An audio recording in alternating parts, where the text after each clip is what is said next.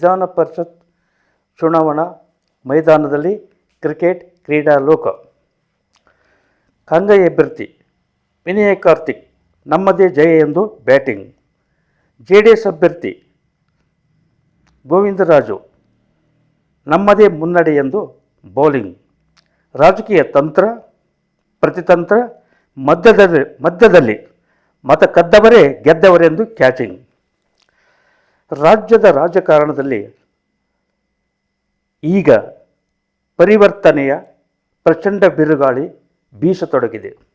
ಏಕೆಂದರೆ ಕಾಂಗ್ರೆಸ್ ಅಭ್ಯರ್ಥಿಗಳು ಸುಲಭವಾಗಿ 4 ಜನ ಗೆಲ್ಲುತ್ತಾರೆ. ಇತ್ತ BJPಯ ಅಭ್ಯರ್ಥಿಗಳು 2 ಸುಲಭವಾಗಿ ಗೆಲ್ಲುತ್ತಾರೆ. ಆದರೂ ಕಾಂಗ್ರೆಸ್ ಅಭ್ಯರ್ಥಿ ಇನ್ನೊಬ್ಬರನ್ನು ವಿನಯ್ ಕಾರ್ತಿಕ್ ಇವರನ್ನು ನಿಲ್ಲಿಸಿದ್ದು ಕಾಂಗ್ರೆಸ್ಸಿಗೆ ಗೆಲುವಿಗೆ ಒಂದು ಯಕ್ಷ ಪ್ರಶ್ನೆಯಾಗಿದೆ.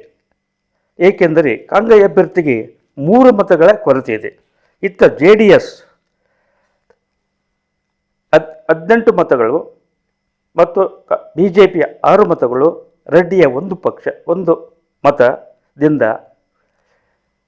ಕೂಡಿದರೆ 5 ಮತಗಳು ಇನ್ನೂ ಕೊರತೆಯಾಗುತ್ತದೆ JDS ಅಭ್ಯರ್ಥಿಗೆ.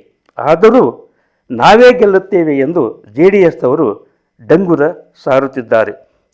ಹೀಗೆ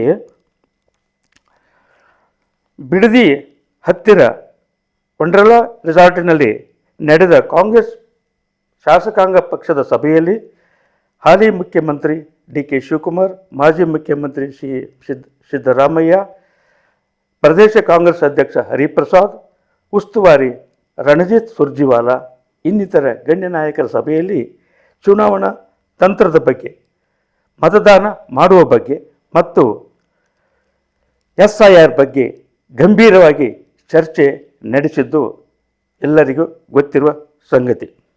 ಈಗ ಕಾಂಗ್ರೆಸ್ಸಿನ 3 ಮತಗಳು ಹೇಗೆ ಪಡೆಯುತ್ತಾರೆ? ಏನು ST ಸೋಮಶೇಖರ್ ಕೊಡ್ತಾರೋ ಅಥವಾ ಶಿವರಾಮ್ ಕೊಡ್ತಾರೋ ಅಥವಾ ಯತ್ನಾಳ್ ಕೊಡ್ತಾರೋ? ಇತ್ತ JDSಗೆ 5 ಮತಗಳ ಕೊರತೆ.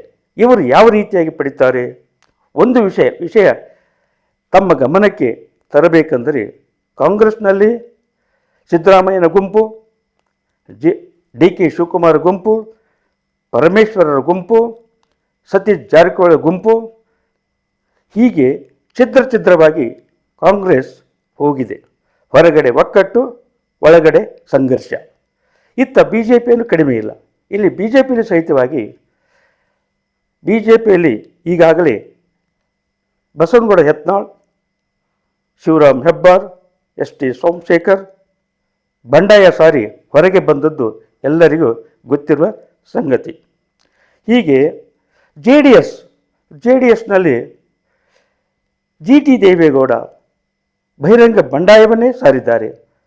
ರಾಜಣ್ಣ, ಕಾಂಗ್ರೆಸ್ ಪಕ್ಷದ ರಾಜಣ್ಣ ಹೈಕಮಾಂಡೇ ಅವರನ್ನು ಸಚಿವ ಸ್ಥಾನದಿಂದ ವಜಾ ಮಾಡಿದೆ. ಇಂತಹ ಪರಿಸ್ಥಿತಿಯಲ್ಲಿ ಕಾಂಗ್ರೆಸ್ ಅಭ್ಯರ್ಥಿ ಮುಖ್ಯಮಂತ್ರಿಯ ಆಪ್ತ ಹೇಗೆ ಗೆಲ್ಲುತ್ತಾರೆ ಎಂಬುದು ಯಕ್ಷ ಪ್ರಶ್ನೆ. ಸುಮಾರು 5 ರಿಂದ 9 ಜನ ಅಡ್ಡ ಮತದಾನ ಮಾಡತಕ್ಕಂಥ ಸಾಧ್ಯತೆ ತಳ್ಳಿ ಹಾಕುವಂತಿಲ್ಲ. ಇದು JDSನ ಸಹಿತವಾಗಿ ಅಷ್ಟು ಒಕ್ಕಟ್ಟಿಲ್ಲ. BJPಯಲ್ಲಿ ಬಿಕ್ಕಟ್ಟಿದೆ. ಕಾಂಗ್ರೆಸ್ನಲ್ಲಿ ಆಂತರಿಕ ಕದನ ಜೋರಾಗಿದೆ. ಉದಾಹರಣೆ, ಮುಖ್ಯಮಂತ್ರಿ ಆಗಿದ್ದ ಸಿದ್ದರಾಮಯ್ಯರವನ್ನು ಇಳಿಸಬಾರದೆಂದು ಹಲವರು ಬ್ಯಾಟಿಂಗ್ ಮಾಡಿದ್ದು ಈಗಾಗಲೇ ಈ ರಾಜ್ಯದ ಜನತೆಗೆ ಗೊತ್ತಿರುವ ಸಂಗತಿ ಆಗಿದೆ. ಇಂತಹ ಸನ್ನಿವೇಶದಲ್ಲಿ ಹಿತಶತ್ರುಗಳು ಯಾವ ರೀತಿ ಪಾತ್ರವಹಿಸುತ್ತವೆ ಎಂಬುದು ಈ ಫಲಿತಾಂಶದಿಂದ ರಾಜ್ಯದ ಜನತೆಗೆ ಗೊತ್ತಾಗಲಿದೆ. ಜೈ ಹಿಂದ್, ಜೈ ಕರ್ನಾಟಕ. NG ಕಾರಟಗಿ, ಹಿರಿಯ ಪತ್ರಕರ್ತರು, ಬೆಂಗಳೂರು.